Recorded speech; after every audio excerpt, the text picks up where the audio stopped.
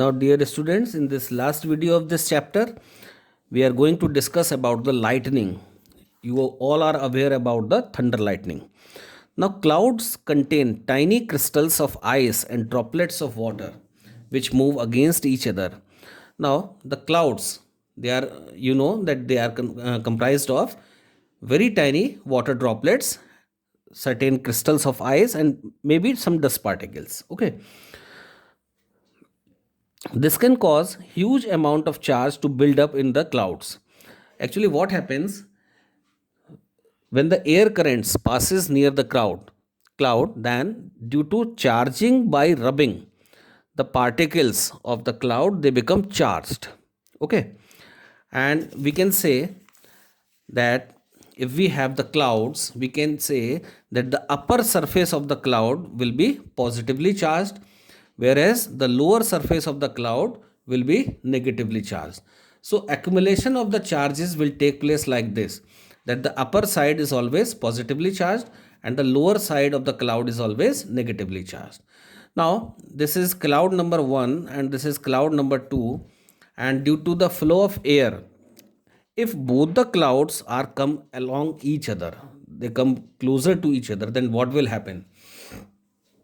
This is the negatively charged part, means this is having maximum number of electrons, and this is the positively charged part, so it is having minimum number of electrons. So electrons starts jumping from the lower part of one cloud to the upper part of the second cloud. And in this case, as the clouds were heavily charged, so we can say that the number of electrons is very high, means very high number of electrons will pass from one cloud to the another cloud, and therefore we can say that a huge amount of charge is flowing between the clouds, and this huge amount of charge flowing between the clouds causes thunder lightning. Okay,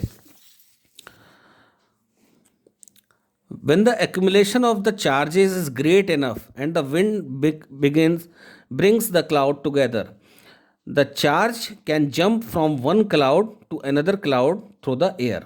This electric discharge is called lightning. So the charge will always move from the negative part towards the positive charge, means electrons, flow of electrons. Okay, and this is called as thunder lightning. The next is the lightning conductor. Most of you are already aware about the lightning conductor.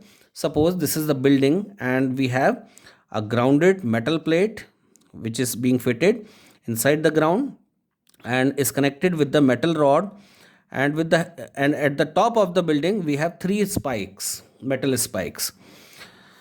Okay, now what will happen?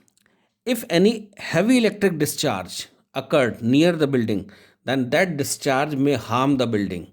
Okay, and if the building is fitted with the lightning conductor, then that surplus amount of charge will be get attracted towards these spikes, and through these spikes the charge move with the help of the metal rod into the ground. So in physics we can say that what is ground, what is earth? Ground or earth is simply, we can say, the reservoir of charge. It can accumulate any amount of charge into it. Okay, a lightning conductor is a tall metal rod which is fixed to the building to protect them from being damaged by lightning. The top of the rods ends in spikes. The lower end of the rod is connected to the metal plate. This is the metal plate being grounded into the ground, which is buried underground. If lightning happens to strike a building which has a lightning conductor, the charges passes harmlessly through the metal rod into the earth or get earthed. So this is the way that lightning conductor help us to protect our buildings from thunder lightning. Okay, so thank you, students.